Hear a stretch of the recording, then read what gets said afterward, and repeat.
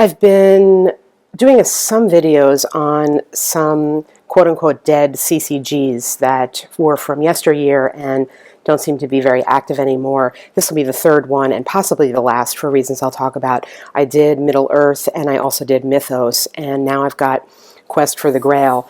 I found in obtaining those three cards for those three different games some difficulty in getting the right mix of cards, and have felt a little bit bummed out by some purchases and trades that I've done. So I'm not sure. There's a bunch of others out there that I wanted to do. There's another Cthulhu one, there's the Lara Croft Tomb Raider one, and there's another one, Hunt for something or Wild something, that somebody was telling me about. In any case, I don't know that I'm going to bring you another one unless I can really know someone is going to trade me enough cards to properly play. So if you have cards for any of these old CCGs that you either want to get rid of or really want to trade in a way that makes it playable, hit me up on email or on BGG and we can talk about it, because I would like to do some more of them, but I don't want to keep sending away games and getting back things that can't really be played properly. So I have, thanks to a trade and also a donation, been able to put together a bunch of plays of Quest for the Grail. I've played the game a bunch of times. I started out by playing, it's really a multiplayer game as designed. There are, they say that there's solitaire rules, and if you watched my short video I did on the card art of this game, which is gorgeous and old medieval art, I mentioned, I highlighted this little solitaire play section, which is basically saying it can be played for amusement or to test out deck design, and it gives you a little bit of instructions on what to do, but it's, as you can see, clearly not solo rules, and the game as designed, which we'll talk about, is kind of head-to-head competition to see which player can be the first to attain the Quest for the Grail, which would involve 3 quests in a row. These are some examples of quest cards, basically overcoming obstacles in a row with one knight, and you need to be buffed up enough to do that. And in this case, if these were your 3 cards, you would be dealing with this creature here, and you can see this creature rolls 3 dice in combat instead of 2. That would be pretty, that's going to be pretty rough. I haven't actually seen this card in my playthroughs. And we have a giant's horde. These are pretty tough, and although you get a benefit for overcoming it, and we have this creature as well. So we're going to talk first about the game as it is designed, and then I will bring in and explain to you how I have set it up for solo play. My solo play does involve your managing the other side and taking the best action you can for the other side, and you'll see how that works. Generally speaking, I don't like to do that, especially if it's a war game.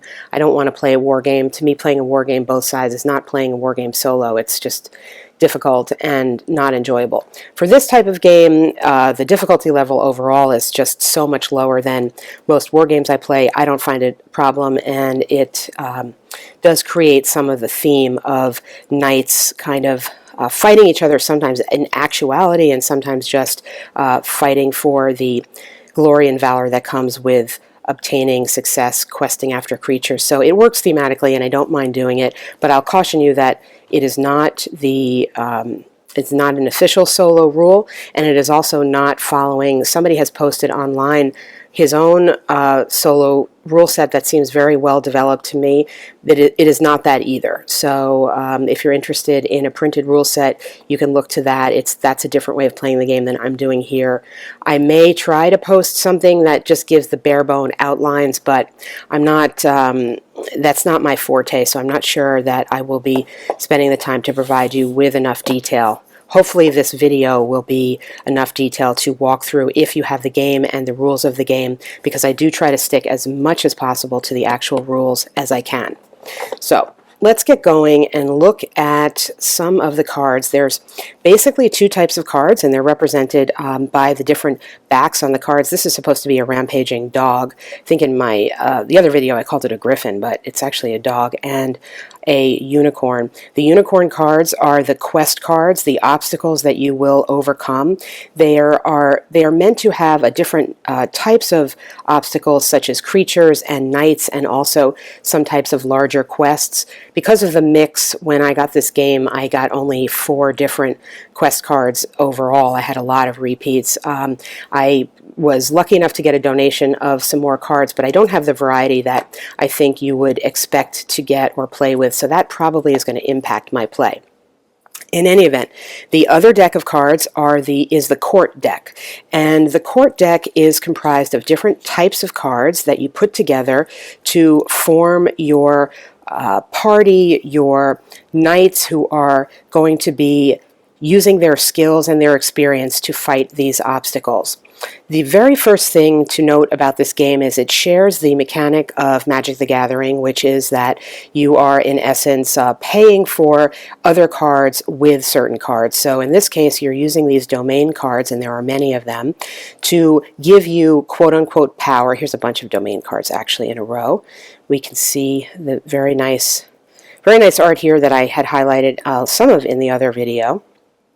Some of these domain cards will offer specific benefits. Many of them just give you the borders. The borders are really not used very much in the game, and I think that's a bit of a shame, because it doesn't really follow the theme of knights questing around. You'd think that there would be a travel element in the game, and there isn't as the rules are written. But in any event, you are using these domain cards to provide you with points to play other cards, and the cards that they will allow you to pay for are various knights and warriors. We're looking here at a sergeant at arms, and the cost value of this, what's known later as the upkeep, is here. So to play this sergeant at arms, you would need 3 domain cards out, absent other benefits, but just at a basic level. And every time it was a new turn, in order to keep this card out, you'd have to be able to pay for him with 3. So if you had him out and then you wanted to bring out, for example, this king, you would need a total of 5 domain cards out. Now this king in particular, I've played with him before. He actually has a benefit where he will make all of his warriors knights and give you an additional power for every knight you have in play. So bringing him out automatically increases the number of other things you can bring out. The other thing that certain kings will do, and this is where the land names come into play, is if you bring out a king for the land that you have out, I don't know if I'm going to be able to quickly find a match for you, you get 2 points of power for that instead of 1. The other types of cards are companion cards. This is a lady companion. Only knights and kings can have lady companions. Again, absent a special modification, there are some that allow other characters to have ladies, and most of the ladies will offer some type of benefit. And some of the ladies, such as this lady, will also require that you have an upkeep and domain power to upkeep. So if you had her pitched or matched with this king, for example, he costs 2, she's going to cost an additional 1 at the start of every round. You also have various reward cards. Some of them are weapons, some of them are other things. They will have a cost as well, and this cost in the diamond is paid for by valor that you earn when you complete quests. So if you look down here, it's nicely visually coded. If you look down here, these are 4 valor points in the diamond that you would get for killing this questing beast and completing this quest. You could apply those rewards, for example, to bring out this blessed sword. Now, when we get into actual gameplay, I'll show you I modify the game a lot by creating a new category of reward, which is something known as glory. So I stick to the valor, but I also add glory, and I'll explain how that works when we get into gameplay. Here's another lady companion, and she's going to offer benefits and also a negative on the basic values of the warrior cards, which we'll get into in a minute. And you also have some spells. This is a really good spell because it will give your warrior some armor, some protection until the end of that turn. In order to cast a spell, you must have an enchanter creature that or person that will grant you up to this number of enchanting points, and these come by virtue of certain companions that have them. So this is not a cost to buy the card, it's a cost to use the card. You must have an enchanter out. And then there are certain event cards that you can play when relevant. They don't have a particular cost, and you can sort of play these when you can in the game. And the last thing that you have, here's another event card. This is a healing card that you can play. And here is another example of an armor card. Now, so this is the last thing you can have. You can have a quote-unquote free reward card that you can play at the beginning of a turn. In fact, at the very beginning of a turn, that's all you can do is play a free or no value card. So you could play this card. There are certain restrictions on the warriors in terms of how much they can carry, so unless you have a specific modifier, you can only have, for example, one armor and one weapon, one sword, etc. So those are the types of cards that are in your deck. I think I've covered everything, and now we'll take a look at how I set up the game. Rather than going through every card and showing you all the values on the card, I'm going to just start to set up to play the game and discuss what goes on as it comes up. I think that's going to be a better strategy for this game. To set up my solo play, I have to create 4 decks of cards. The small deck here, the unsleeved deck, just to differentiate them because I have cats and kids and sometimes things can get messed up, is only comprised of cards that say event on them. So you will be able to go through your deck and pull out event cards, and that is my event deck. And this is totally off the main rules, but in my sequence of play there is an event that happens after the beginning of every after the first turn, at the beginning of every turn. There's an event deck. This deck of cards is my court deck, and it follows the main rules for setup, and we'll get into, there are 7 types of court cards that will be included in this deck, and we'll talk about that as we see them. This deck of cards with the unicorn on the back is comprised of the quest deck. I pull in 18 cards for the turn, or excuse me, for the game, and if you do not successfully run through this 18 set of quest cards before the end of the game, you will lose, and you need to quest for the Grail by the end of the 3rd set of them. So you'll see 3 are displayed at once, and to successfully win you must overcome 3 quests in 1 round of play.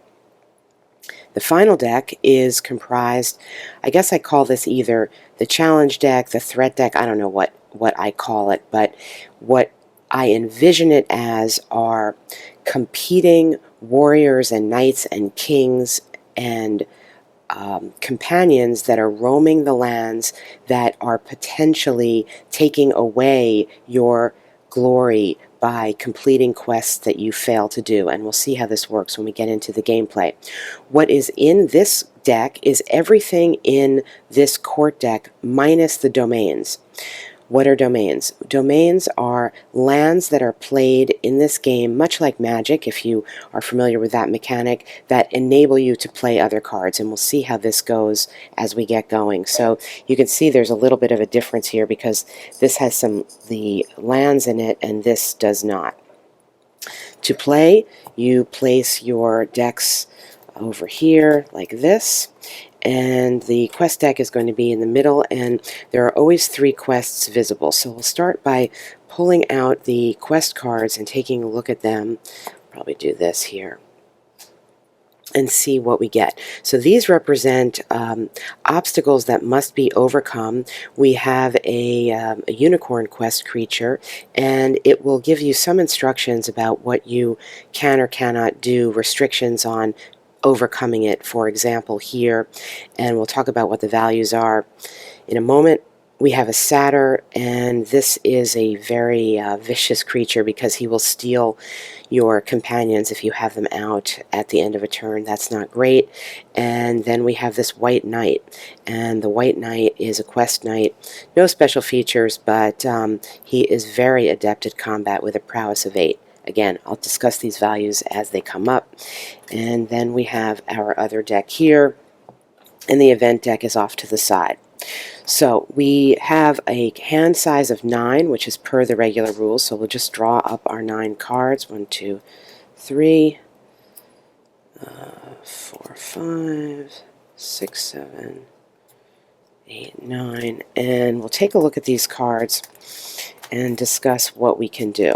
Now, I mentioned the basic mechanic in the game requires you, here's a land right away, requires you to play down well, it's called a domain card, in order to pay for upkeep and bring in other characters. So, for example, here is a warrior card. You'll see the value in the upper left, this oval, this number 1. This means that he costs, or it needs to be paid for, 1 land. And it's a non-unique card, and it has some value. So in order to play any characters to the tableau, you must have some lands out. In the game that I'm playing, I have mitigated the difficulties of this mechanic for both players by having a common pool of lands that are drawn just from one hand. So when there is one land out here, when the other player or the other side or the threat side comes in, they're also working off the same value. Again, big divergence from the rules as written, but makes sense to me for the kind of game experience I'm trying to create here. Now, so in my hand, the first thing I would be looking for would be lands. I actually have a couple of lands here. I've got 3 domains. The values on the domains, there are some indications of borders. These in the rules as written don't come into play too much. There are some cards that refer to borders. You would think in a quest for the Grail game there would be a lot involving travel and borders and such. There is not really in the rules as written. And it's kind of a shame, but in this case it doesn't really come into play. Again, some cards mention it, but the reason that I'm not really going to be discussing it is it doesn't actually impact gameplay as written. So for any of these cards, for the most part, they are equal value of 1.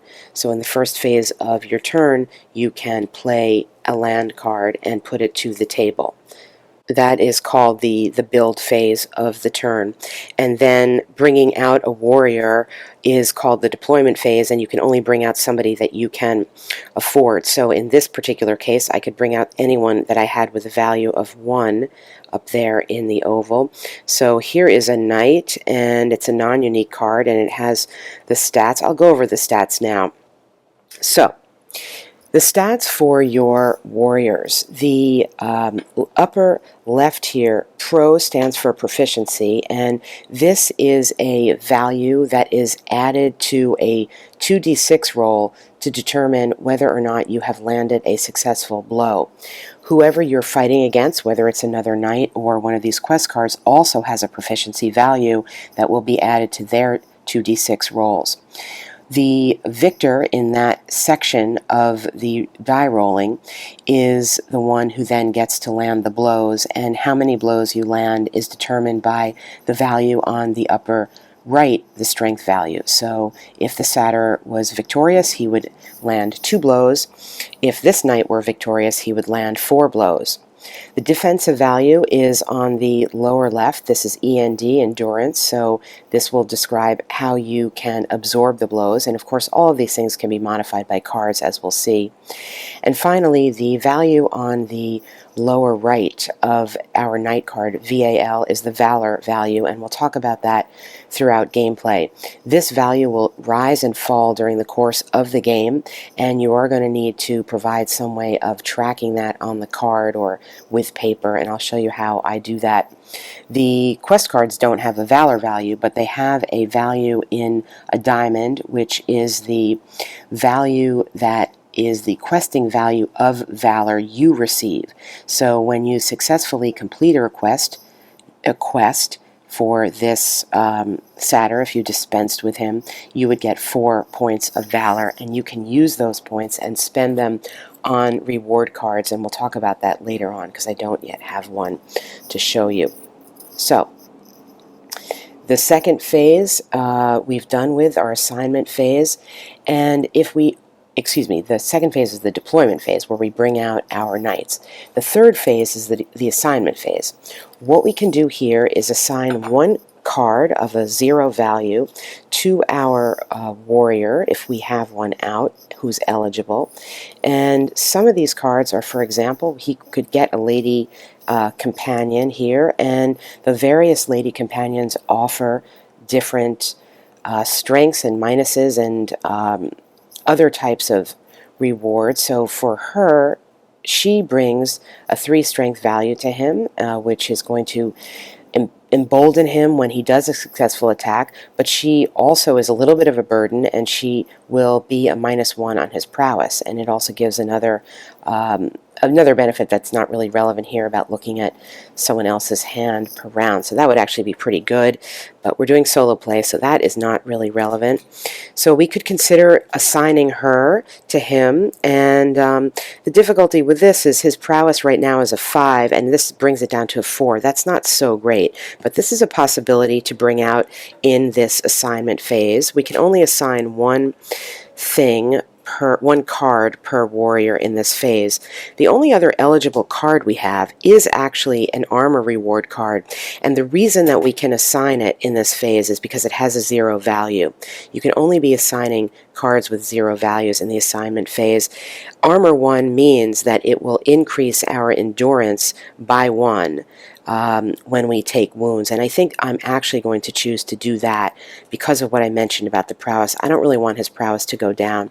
So for my assignment phase right now, I'm going to give him this chainmail and be done with it.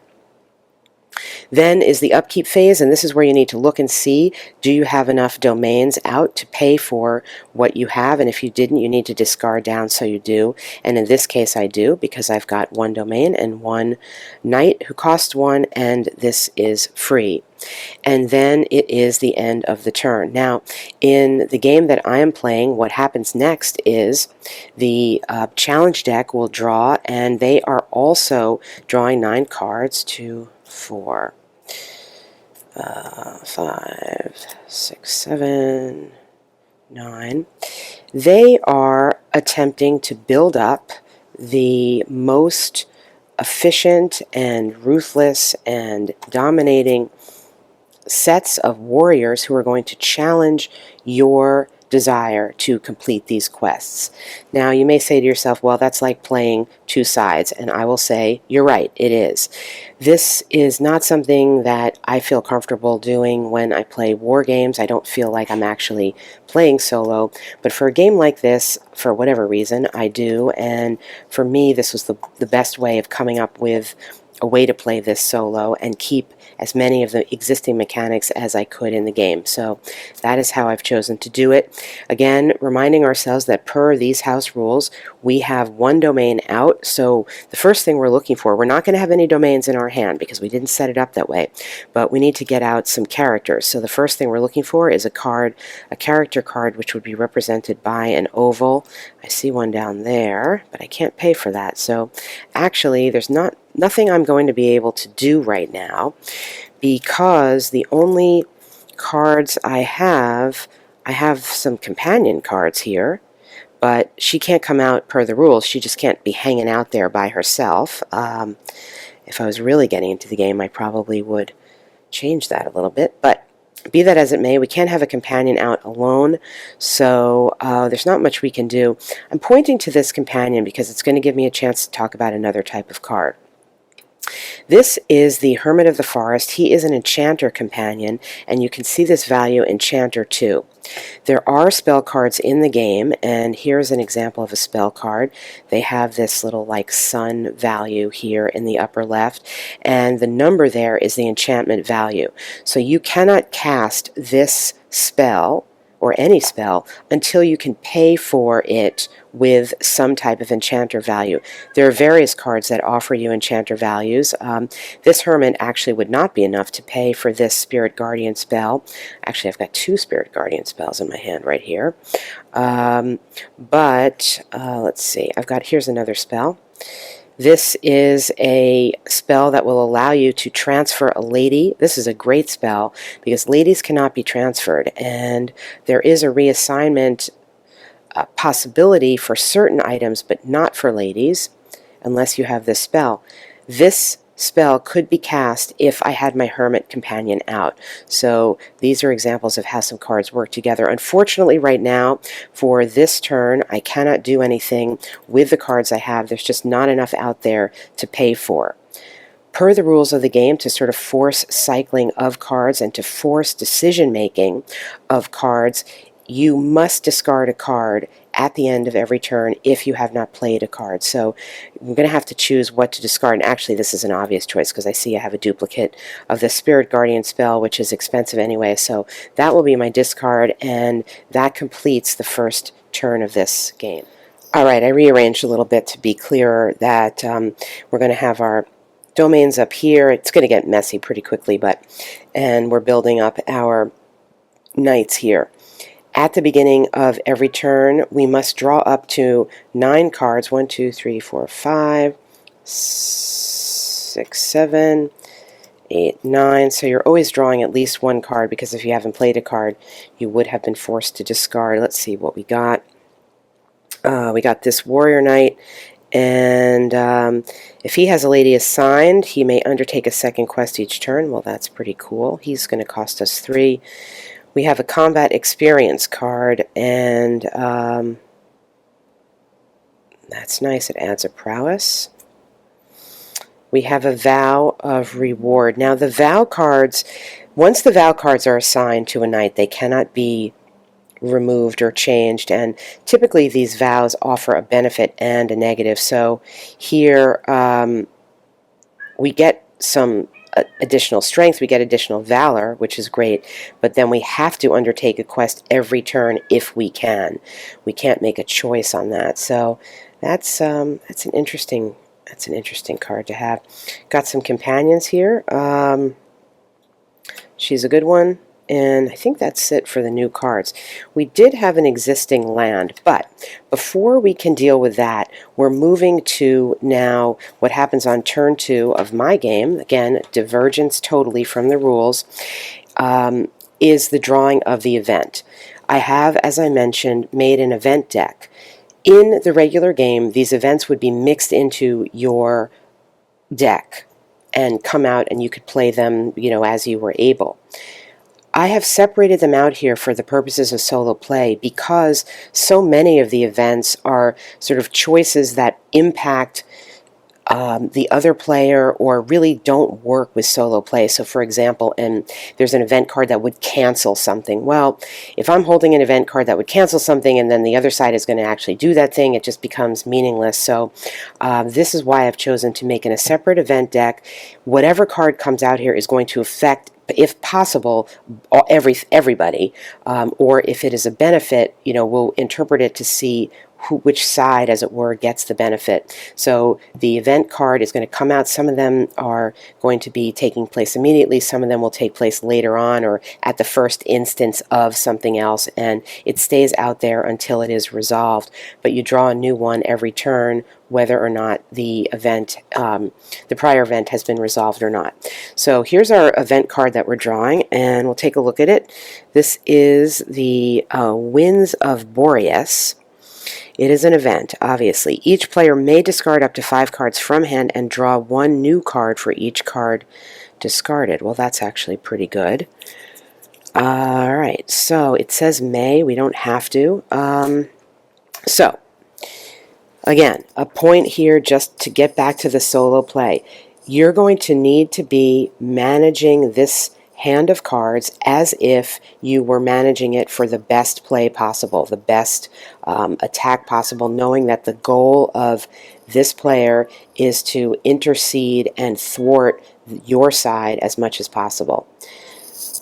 My cat seems I don't know if you can hear this, but my cat is very interested in this, apparently. So let's go to our side and see. It says, let's see, up to, may discard up to 5 cards and draw 5 new cards. Well, you know, that's pretty good. Actually gives me, all right, let's see. Companion, I'm liking this. I'm liking this vow. Definitely want to keep this combat experience.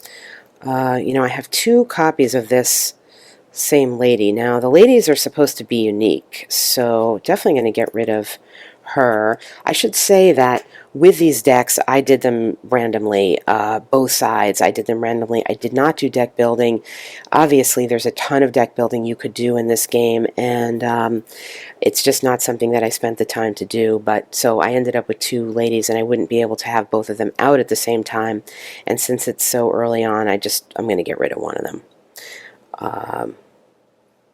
Although, you know, her potential benefit is really great, but I would need to hang on to one until one got discarded because one of the knights died, so I don't really want to jam up my hand that way.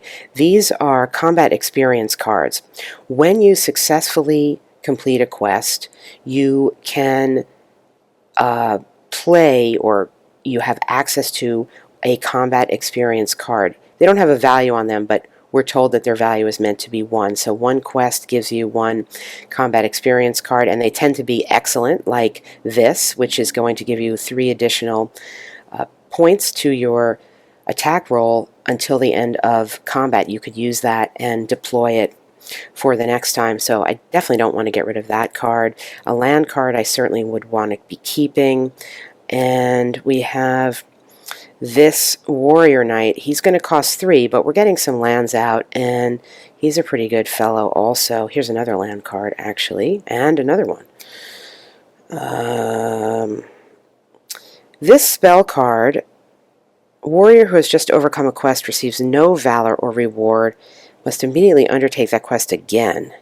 Endurance is not restored between these quests. Well, all right, so I'm obviously going to get rid of this because this is an example, and I mentioned the event cards are often sort of on your other player. Some of these spells, not all of them, but some of these spells are the same, and this actually doesn't really work well in a solo play, obviously, because I'm not really going to be playing it against myself. If I had been doing real deck building, I might have gone through and just pulled out some of the cards that don't actually work. But in this case, I'll use the opportunity to give this as a discard with that other lady. So that's 2 cards I'm discarding. And here's another combat experience card. This is a great one because it will allow me to absorb more wounds, so I'm certainly going to hang on to that. So I'm only going to discard, per this event option, 2 cards out of this hand. And we'll see what I get. I got another combat experience card. Gives me a strength addition. This will increase the number of wounds I can do if I am successful in combat, and I got another land. A lot of lands coming out. So that was my response to that event, and we'll take a look here at the hand of the challenger. We've got this warrior. We're certainly going to hang on to that. Certainly going to hang on to this lady. Here's another look at a combat experience card. Definitely hanging on to that. Absolutely hanging on to this spell is mentioned earlier. Obviously only costs 1 to cast and transfers a lady, which can be useful as you get into the game. Totally keeping that enchanter. Cloak of Silence. Let's see. This is a reward. It gives us an armor. It costs 3 to play, so this is going to cost 3 benefits that you get from quests, and I am calling them glory. This is another major divergence that I have from the main rules that I'll get to. Bearer may not be challenged in a challenge of honor. I'm going to discard this one, and I will explain to you what a challenge of honor means. There are certain player versus player challenges in this game. Challenge of honor is one of them. There's the challenge of title and something called the challenge of victory. I'm not going to go through all of that right now. It's going to get too confusing. But suffice it to say, this could potentially help you, but I am discarding it for a variety of reasons. So we're going to get rid of that one. And we have this, we still have the Spirit Guardian spell costs 3 to cast. I'm going to hang on to that, and we have another combat experience card. So I'm really just going to get rid of that one card here, and we drew in a companion, the Welsh Archer, and this is great. Actually, this is a great card, so maybe we'll see that coming into play. That was the end of the event phase, and then we go back and we're resuming in the sequence of play as we follow through with the same sequence of play in the main rules. What happens in the way that I'm playing the game is I continue to play the game. When I attempt a quest, if I fail at the quest, per the regular rules, if you fail at the quest, any wounds that you have put on the quest card just go away and you have simply failed. In the version that I'm playing, what happens is if you fail at a quest but place wounds on it, you leave a quest mid-quest, as it were, you're wounded, say the quest card is wounded, the other side has an opportunity to basically shame you, and it will cost you some glory points to try to complete the quest for you. If they do that, they will get the glory points for the quest, and you will also lose a glory point. Let me say, what is a glory point? This is something that comes strictly from my house rule. There's valor in the game. In my game, there's valor and glory. What I'm calling glory is something that I mark, and you'll see this in the demonstration of the gameplay, that I mark with special tokens. Glory comes from completing quests, and it matches the valor number. So if you kill this giant, instead of getting this 5 as valor, you would get these five of these tokens that would become part of the glory pool that you have. You can spend glory on bringing in event cards, as I mentioned. You can also spend glory at any time that you want to bring in, say, reward cards. As in the regular game, you need to have an amount of 12 glory to quest for the Grail. So you're managing the glory here as you would the valor in the game. The difference is that this is a pool of glory. And as I'll discuss later on, now that I've played the game a bunch of times with this, I think that I tried to keep the number 12 because that's what it is in the regular game, but I think it should actually be a higher number of glory points that you need, since it is being contributed by many of the warriors that you have. But I'll discuss that later on. In any event, the point is that when your other side here, if they successfully complete a quest that you began, you will lose glory because of that. And so this is how it's another incentive to manage your questing appropriately so that doesn't happen, because in a way that can almost be worse than if you just attempted a quest and actually were destroyed by it. But if it sort of ends up that you partially left it partially undone, you can really lose a lot that way by the other side. Now we're going to be able to get a look at how the game actually works when you're in action in mid-game. So let me orient you to where we are.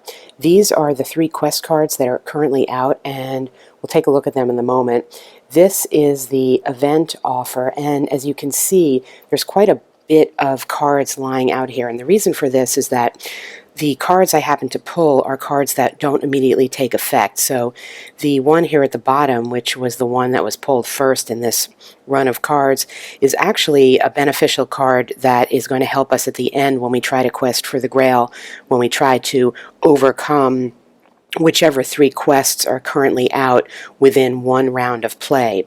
And what it says is that if we get defeated during this, we can attempt it again and continue on. So it basically gives us a one-shot chance through these Grail Maidens to continue along, but that's going to come at the very end.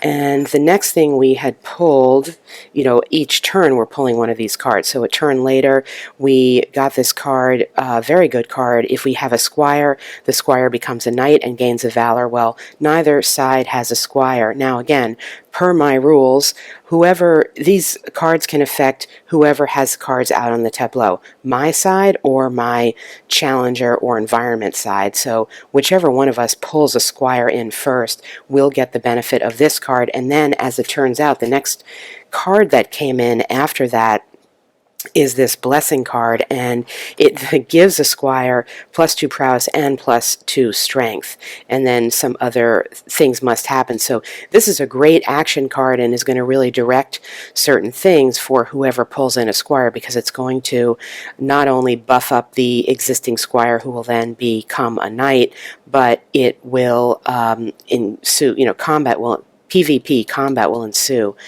between sides. So when that happens, we'll get some things going here. And this is another reason why I think the event cards work well, separating them out into an event deck for solo play, because it gives a little bit of direction sometimes to what will happen.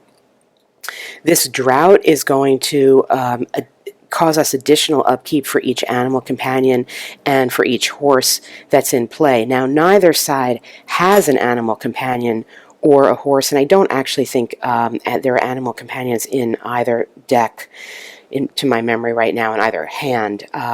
So that would cause you, I guess, a little bit pause in terms of putting it in, or the ability to put it in, depending on how many domains are out. Right now we have 1, 2, 3, 4, 5.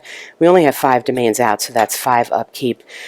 So this could impact things. Now, I happen to know, because I've played with the cards that I have a lot, I did not get a lot of animal companions in the trade that I made, so this may not impact play. I got some horses, not too many, and as I'm not doing deck construction right now, it's just random, so who knows if this will even come into play.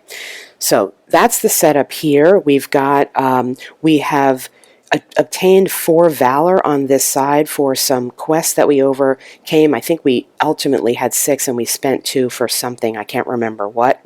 And our environment, our challenger, has a bunch of warriors out. I don't actually think he has any. Well, he's just got a knight out. So he has a knight and a lady and a man-at-arms, and he's got this Saxon Thane. So he's got some stuff going on here. 2 Saxon Thanes. They are not unique, so that's okay. And he's ready to roll if we are unsuccessful in some type of challenge. So the first thing that will be happening is we will be pulling in the event, and we'll see what that event is. Okay, this says Revenant. It is a spell event, and it is an enchanter too. Warrior who has just overcome a quest must immediately undertake that quest again. Endurance is not restored between these quests. All right, now this is open to a little bit of interpretation because this warrior did quote-unquote just overcome a quest, although it was last turn. So is this saying, of course his endurance was restored, we already did that, so this is a little ambiguous, but I'm going to say that, I'm going to interpret that to mean I need to do a quest right now. That's how I'm going to interpret that. Why not? So let's take a look at, where is my hand? Yeah, this is my hand of cards. Okay, I lost the other side hand of cards. All right, this is my hand of cards. I think I have 8. Let's see, 3, 4, 5, 6, 7. All right, I got to pull in 2 cards to start the hand. Sorry about that. Got a little confused there. I pulled in this Chevron Shield. This is a 0-cost reward, so I could play it at any time. It offers me 2 armor, that is to say 2 defense, at the cost of 2 prowess. So this is a card that is always a little bit dicey to use, but I got it. And I pulled in this king. I pulled in a warrior king. Now he has a cost of 3. I don't think in my hand I have any more domains I can put out. Let me just confirm that. Right. So we've got only 5 power, and at the moment I'm using up 4 of it. So there's not going to be an opportunity for me to play that king at this point. and let me move that more clearly over there. The next part of the turn, I would be able to bring in a 0 cost something. I guess that could include the shield that I just got. A shield reward, but I'm really not interested in losing 2 prowess on anything, so I think I'm going to hang on to this card. Now, one thing I'm noticing right now, back to this event card, this is an enchanter with a 2 value of spellcasting. In my hand, I've been carrying around and unable to cast this Spirit Guardian. It's a 3 cost spell, which is going to give me an armor of 2 until the end of my turn. Now, I have with me here this Queen of the Wastelands. She has an enchant value of 2, and she is with my Sir Dagonet the Fool. And he actually also is an enchanter of 1. So now I've got... well, actually, I guess I already had this spell value. I didn't realize that, but I've got a spell casting value of 3 here, plus 2 from this event. And I do have another spell in my hand, but that's not it. This love spell. And the love spell allows me to transfer a lady that I control to any other knight of my choice. So I could possibly consider,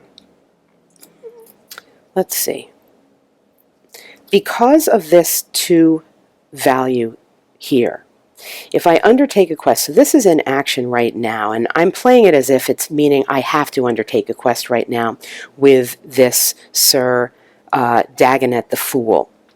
What I could do is I could cast this love spell, I could transfer a lady to him, and it doesn't really say what I would do with the lady I got rid of, but let's just say, will this work? If I transferred this, if this demoiselle with no name comes over, she gives us 3 endurance, 3 protection, and I would like that. It then gets rid of my enchant value, but I still have 2 and 1 is 3, would still give me enough in my back pocket if I wanted to cast this as well. This is going to give me a lot of protection. The reason why I'm thinking about this is taking a look at the quest area here. I've got a Blatant Beast, which has a strength value of 6. That's pretty high, and an endurance of 10. So, and a prowess of 6. This is going to be something that will inflict a lot of wounds and also absorb a lot of wounds. This is going to be a long battle, and I would like to protect myself as much as possible before going into it. The giant here has also a strength of 7. That's very high. Of course, it's a giant, and an endurance of 9. And then, well, I do have this wild boar. This is sort of the weakest in terms of strength, but it also has an endurance of 10. The point being that everything in this quest area, endurance 10, endurance 9, endurance 10, is going to have the capacity to absorb a lot from me, and this could be a long, drawn-out fight, so I might want to protect myself as much as possible because I'm going to be getting some wounds. My strength is only 3, meaning that even if I'm successful, I'm only going to be inflicting 3 wounds. I don't think I have anything that is going to buff that up. So my prowess is, I get a +1 for that, and I'm at a 6, so my prowess is at a 7. All right, let me think about this and come back and let you know what we're going to do. All right, well, before I figure out what I'm going to do, I forgot something from last turn. This knight has taken a vow of obedience, and you can see he gets a strength and 2 valor for it, but it says quite clearly here, must undertake a quest every turn if possible. I put that down last turn, and so, forgetting the interpretation of this event card, I have to undertake a quest right now because it is possible. The question is which one and whether I'm going to cast that spell to switch the ladies around, which I'm leaning toward doing because I want the benefit of I want the benefit of this endurance, and because this spellcaster is out right now, I will have still an existing amount of spellcasting to use this spell as well until the end of my turn, because I really want to buff up whoever I'm fighting, and I haven't decided that yet. I want to cast this spell. So what this means is that I am going to be sacrificing the Queen of the Wastelands. My interpretation of the rules is if I'm switching out this lady and she's already down, she's basically, I'm saying goodbye to her. And so we're going to say goodbye to her in our discard pile. And now we are meeting the lady with no name who's going to give us some endurance. And we are also casting, to protect ourselves, this spell with the 3 enchant values we have. So we have a native 1, and we're getting 2 for this turn right here from this spell event to cast this Spirit Guardian spell. And we still have our chainmail, and I think that, oh, we also have this combat experience here. I also had that from the last turn. So we're pretty much set up. We have an additional prowess on our 6, so we've got a 7 modifier for our prowess, and we also have an additional strength, so we will actually be inflicting 4 wounds if we're successful.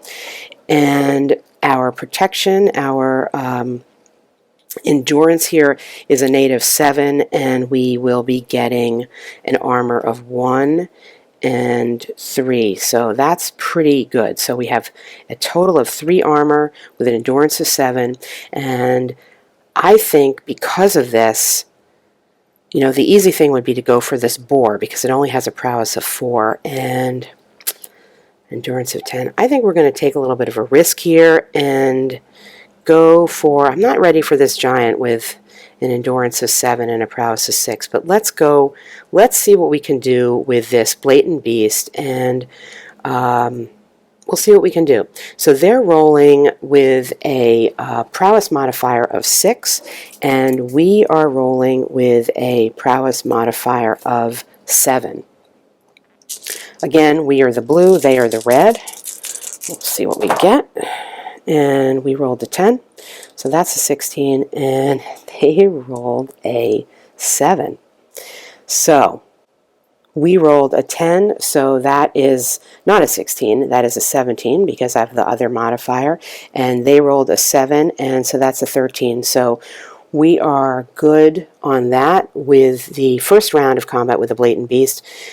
Again, they have an endurance of 6. We are inflicting a total of 4 wounds on it, and there's no armor or any modification here indicated, so they're going to be picking up those 4 wounds, and we're certainly going to go for another round of combat. Again, our modifier being 7, their modifier being 6.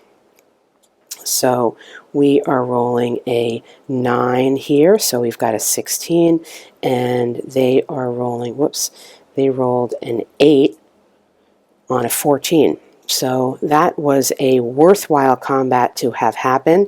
What occurs now, we will be putting another 4 wounds on, and they have an endurance of 10.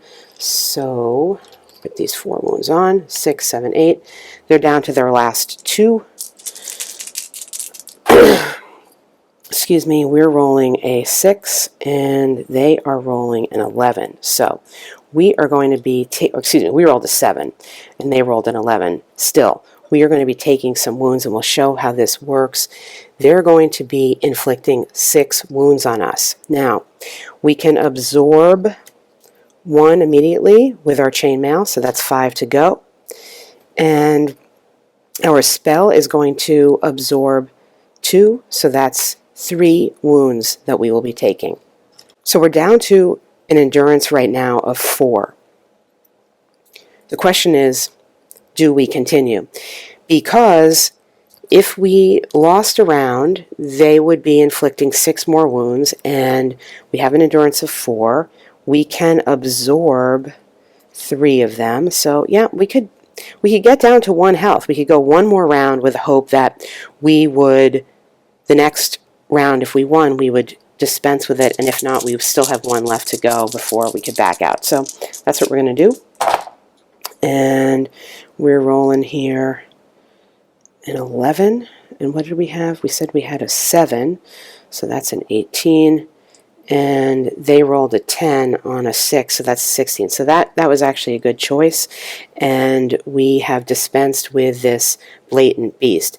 Just want to caution you again, when I said that we could back out, this is my house rule that I'm playing with, where if we had backed out, and I almost sort of wish that happened so I could have showed you, but if we had backed out, the environment, the challenge deck would have had an opportunity to finish off the quest at a cost to us of 1 of our glory points, and then they would have obtained the available 4 glory points for their side. In any case, that didn't happen, so what happens is we will be getting 4 glory points for that.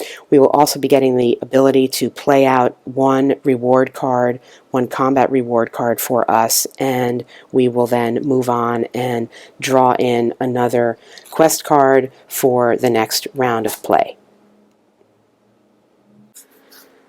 We are sort of mid-game here, I guess. We've got 8 Valor that we've collected, and off-camera you can't really see it. Our other side has collected 5. Let me see if I can swing it around there to show you. There's a lot of stuff going on here that we won't necessarily get into, but I did want to talk about the beginning of this turn, because this is where I start to try to see what I can, to the extent that you can manage anything in the quests, what you can do is, if you think you're getting ready to have your 12 Valor ready to quest for the Grail, which is to say to try to complete all 3 in one turn, you can do a little bit of management in the sense of what you focus on to try to get rid of and bring in.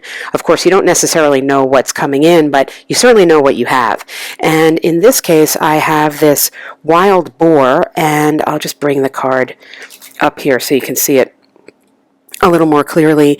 This has only a prowess of 4, but it does have that endurance of 10 and gives a 6 wound damage. It's a pretty fierce little guy.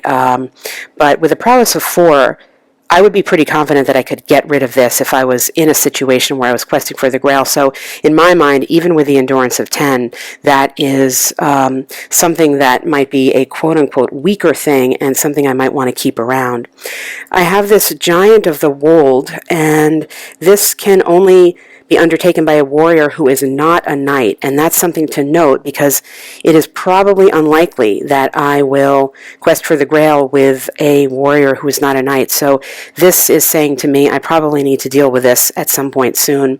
And then I have this giant here. I love giants, and I love this guy carrying this little fellow in.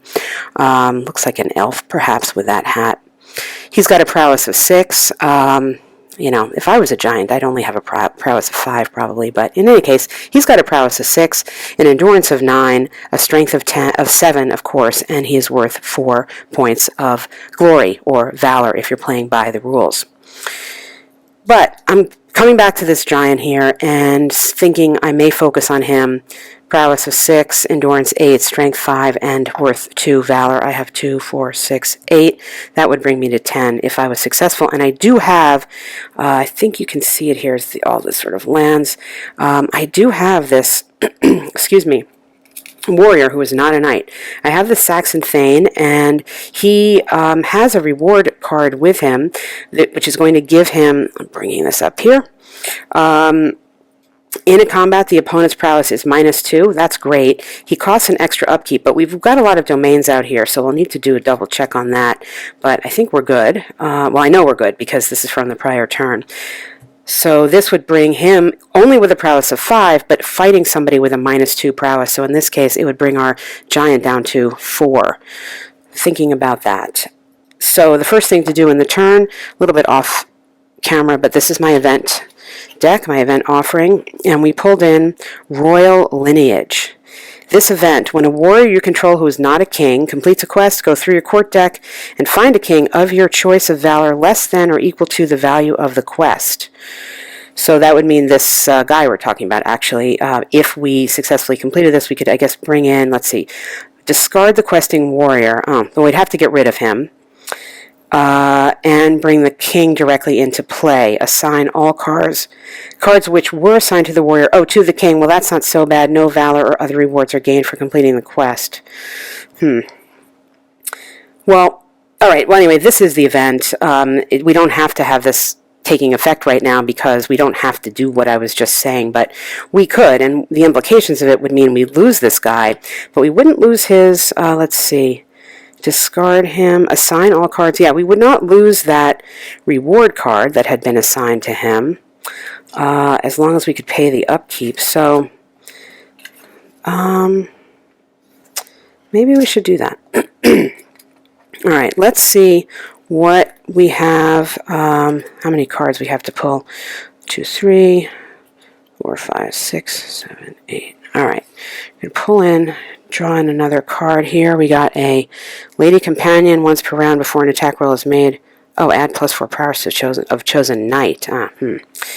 Well, that's a great card. Obviously, we can't use that if we're planning something here with the giant and our Saxon Thane. We cannot use that because he's not a knight. But that's a good card to have. Let's just take a quick look here at if we have anything we can do in this assignment phase. Let's see. This is getting a little messy. Let's see first of all how many. So let me double check on what the domain situation is here. 1, 2, 3, 4, 5, 6, 7, 8. We've 9 domains out. 9 domains, and all right, we've got 4, 5. Let's see, 3, 4, 5, 6, 7, 8. +1 upkeep. So we're at 8. So we really don't have much to do here in terms of bringing anything in. What I wanted to possibly bring in, well, I should show you this on camera actually. What I don't really have much because I've got a spell here and I don't actually think I have an enchanter out. I got a spell card, this shield. Well, you know what? Do I have a shield? Well, I don't have a shield, but I don't want to lose 2 prowess, so I'm not going to bring that in. I have a king here I'm not going to bring in. I have some combat cards. That's the other thing about possibly undertaking this quest, because I do have these combat cards I could purchase and bring in if I felt the need. This is where you're managing, in the solo variant I'm playing, you're managing the use of this valor, because you have to bring it up to 12 to get to Quest for the Grail, but sometimes you need to deplete that pool if you're in an urgent situation. So to use any of these cards, you would need to deplete that pool. Action card, +2 strength to end of combat. Again, not bringing that in. I could put this knight down. It's not going to really do much for me. Not going to bring anything in. I am, however, going to conduct some combat. So what we're going to do is we're going to go after this giant and see what we get. We're going after him with our warrior here, and as such we are sort of putting this event into play, and if we're successful we'll be able to do this thing. So we're operating here with a prowess of 5 as against a prowess of 4. Not that great, but we're going to try it. We rolled a 5, so we are at a 10, and he rolled a 6, a 5, and he is at a 4, so he's at a 9. Actually, that was pretty lucky. So we are going to inflict 6 wounds on this giant with an endurance of 8, and we'll go again. We rolled a 5 again, that's at a 10, and he rolled an 8 again. Remember, he is at a 6, so he's at a 14. And therefore, we are dead, basically. We are taking 5 wounds. Oh no, we're not dead. We're not dead. Only a strength of 5, I was confused. Strength of 5 as against our endurance of 7. So what we're taking here are 5 wounds. We're down to an endurance of 2, and at this point I'm going to stop because I don't want to lose this. I don't want this guy to die. I'm going to stop, but what this means is that our opponent, the environment, the lands that we're traveling in, who are also interested in questing for the Grail, have an opportunity to come in and finish this giant off. We've left him bleeding and wounded. He's only got an endurance left of 2, and we are going to see what we can do here to finish him off and who we are going to use to do that. So we're going to take a look at what we've got here. We have a man-at-arms. He can give aid for strength, which is awesome. So if we go with someone else, he could help us finish this giant off. But the giant really only has 2 health left, so I'm not quite clear that that is necessary. We could use this guy with a prowess of 4, and he has this reward card, so he has a prowess of 5. Now, the modification on the giant here is off, so the giant's at full prowess again, even though his health is low, at 6, unless we have some card that's going to impact that. We have this, also a Saxon Thane here, same guy, non-unique card, and he's with him. He's got an enchanter with him who gives him the capacity to cast some spells. I'm going to look and see what the spells we have are. I don't know. He also is having an armor, a sword bearer that allows him to have 2 of one type of card, and this page, which gives you a quest value increase. So nothing really directly in terms of combat per se, but something in terms of rewards. And then the last guy, oh, we got another Saxon Thane here. I didn't realize that. Who has an archer companion who can pay valor. He's got valor, you read it in this case, glory, to do 1 point of damage to an opposing warrior at any time. Well, that would be on sort of PvP play, not really relevant here. And then we have this warrior knight who has a prowess of 5, endurance of 6, and a strength of 3. He's kind of all alone there. So our highest value of prowess, I think no matter what we do, is going to be a 5, either with this man-at-arms with his experience, or this knight with his just general prowess. He also gets strength against any quest belonging to a player who has Britain in play. Well, now this particular descriptor on the card actually is nulled by my gameplay, where it's a shared pool, because they're probably, nobody belongs to the pool per se, and if there's a Briton in there, so I would just be disregarding that and actually not giving him the additional strength. I think we're gonna go with this guy. I think we're going to go with this guy here, because if we're successful, we can get him some reward card, and right now he's just out there with nothing, and really his prowess value is the same. His strength is 3, their strength is the same, and he has a little more endurance. So what we're looking at here, again, is this giant is wounded. He only has 2 health left, and he's rolling with a modification of 6. We are rolling with a modification of 5, and we're going to see what happens. Same situation, we are represented by the blue dice. So we rolled a 6 plus our 5 is 11, and he rolled, can you see that there, a 7 plus his 6. So even though he is wounded, he's come back at us with a strength of 5, and he's going to inflict 5 damage on us. We have an endurance of 6, so we are at this point absorbing 5 of those damage, and we're sort of down to our last legs, and he's on his last legs. I think we're just going to go for it. Why not? I will say as a comment, and I'm going to talk about this a little more shortly in my overall comments, the quote-unquote excitement in the game, this is it. I mean, it doesn't really ramp up when you are trying to quest for the Grail as I thought it would, as one might think it would, because the nightly healing that is possible by the expense of a Valor in between rounds, even when you're questing for the Grail, basically makes it seem, and actually be, that you are just completing 3 quests in a row at full strength, because you're probably going to have the Valor to heal all of your wounds. So you would think, I would think, that when you're questing for the Grail, you'd be sort of, by the end of it, on your last legs, and really having to succeed while heavily wounded from the other quests. But indeed, it's like a do-over each time, so there is no ramp up in that regard, and the tension of who is going to be knocked out happens equally, just within one quest, in the same way, even if I was questing for the Grail, if that makes any sense. Anyway, all this long, maybe boring preamble to say this is the tension in the game right here. This is the opponent, but we are down to 3, 4, 5. We're down to 1 health. The giant is down to 2, and it's based on this roll. We'll see whether we're successful or this character is out. So we rolled an 11, and we've got a 5 modifier, and the giant rolled a 3 on a 6 modifier. So indeed, we did successfully complete the quest of our opponent, and that would be me. So what this means is we will get the Valor for completing this quest. That's a Valor of 2.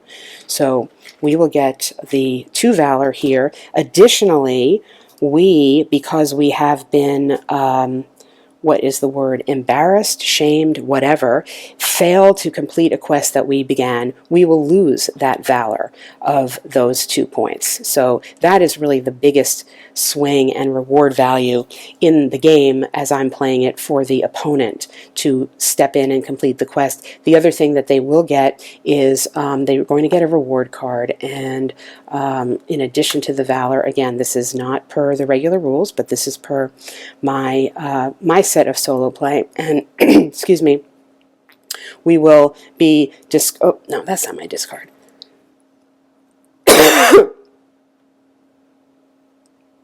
We will be discarding and drawing in yet another quest creature, and this will form the tableau moving forward for the next round of play. What was helpful here, even for the opponent to have done, is to remove the card that required a non-knight to quest for the Grail. So we're set up now potentially, of course now we've lost some valor, so it's swung back away. We only have 2 for 6 valor left, so we're not even close to it at this point because we failed in that quest. But we now have pulled in this great worm, and really looks more like an alligator to me, but that's a great piece of art. I love it. This fellow with a proficiency of 7, a strength of 7, an endurance of 9, worth 5 valor, so that's great. But look, of course, thematically, he's got an armor of 2. So this is going to be a really tough one to deal with, and we still have our giant, we still have this wild boar. I may turn my attentions to the boar in the future just to get a couple more valor points back, but you can see, I mean, this is pretty much how the game plays, and as I said, the overall moving through to quest for the Grail, per se, doesn't really change the gameplay very much because you can do total healing in between rounds as long as you have just one little valor to pay for it.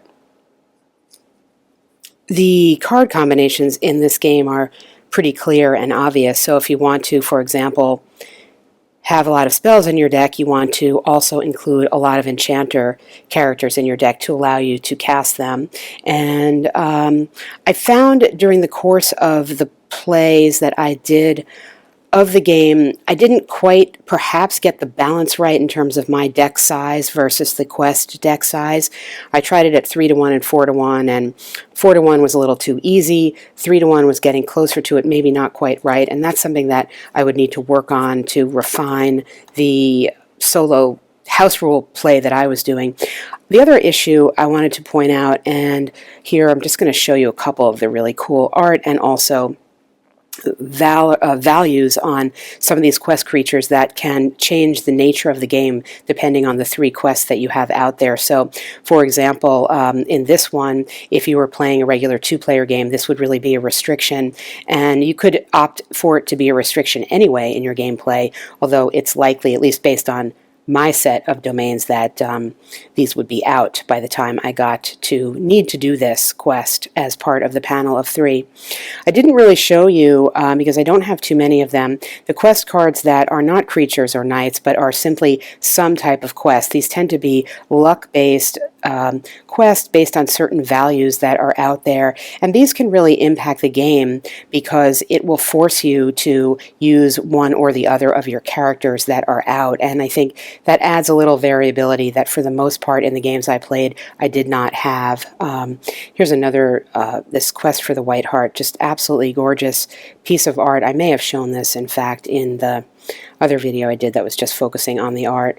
But you can see here that it restricts you from doing anything else until you make a sort of, again, a luck-based roll. Now you can, if you know this quest is out, you can certainly spend some game turns trying to build up cards that will increase your endurance to give you a better chance of succeeding. So that adds, again, some variability, so you're not just simply trying to fight against a creature or a knight there. And we may have seen this in one of the segments I filmed. I'm not sure. I filmed a bunch of segments that I ended up deleting, so I can't remember honestly if this is in here, but this may only be undertaken by the warrior with the highest valor in play. This provides an interesting restriction as the quest unfolds, because you're gaining and losing prowess and valor during the course of it. Here is this other quest creature. This is a really tough one that I just wanted to show you because it will give you some additional power if you can overcome it, because it is so hard with that endurance of 12 and a strength of 6, and you get to keep that out. So it's sort of an ongoing thing. And then there's one more ongoing which we didn't see, although I've played against this. The Spectral Mount is really great because if you succeed in this quest, you get to have this as your companion, and that adds a lot of values to you. So there's a great reward there, and I wish I had cards that offered more of that, a little bit more variability. I don't know whether there are those cards and I just don't have them, or there aren't only a few of them.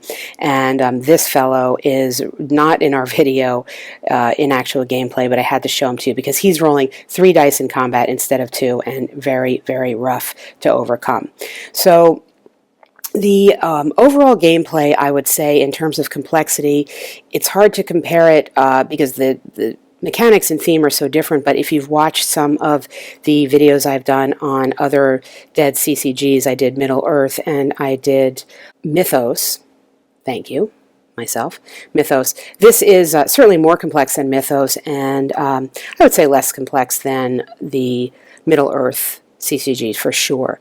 There are cards with many different options, but the options tend to be relatively clear. I think my biggest disappointment in the game I talked about earlier, which is that when you're finally actually questing for the Grail and trying to do these 3 quests in a row, it doesn't really ramp up in excitement, because at the end of every round of every quest you can, assuming you have retained 1 valor, which of course you would do, totally heal up. So in that regard, I don't know what the fix on that would be. And as I said earlier in the video, despite the fact that here I'm playing and putting together my own house rules for a lot of the game and changing some of the mechanics very essentially, I don't have the mind of a game designer, so I don't know how to fix that potential issue in the game. And I think that issue would be there even if you were playing 2-player with the actual rule set. It strikes me that that same issue would be there. The other point to make in terms of deck construction, if you are playing both sides, if you enjoy deck construction, making your deck and also making the opponent's deck and sort of in your mind balancing them one against the other can be a part of the game that would be very enjoyable. If you don't like that, then you're not going to like the effort that you would need to put in. You could do a random draw. I was playing with totally random draws on both sides. As I mentioned, I gave basically the same amount of cards, with my deck having domains but the challenger deck not having any. But other than that, it was random. I wasn't going through and doing any deck building. But you could do that and spend some time, and if that was something you would enjoy, it would add to the enjoyment of the game. And of course, the theme, if you like it, is unique, pretty unique in gameplay, and as well the art. Just take a look, a little more close out here with some more cards to see, because they are just really stunning, and when you have them all laid out on the table, it is a beautiful tableau, and obviously thematic, because this is art that is contemporary to, well, not exactly contemporary to the theme, but hundreds of years old art that adds a lot to the theme of Quest for the Grail. Thanks for watching.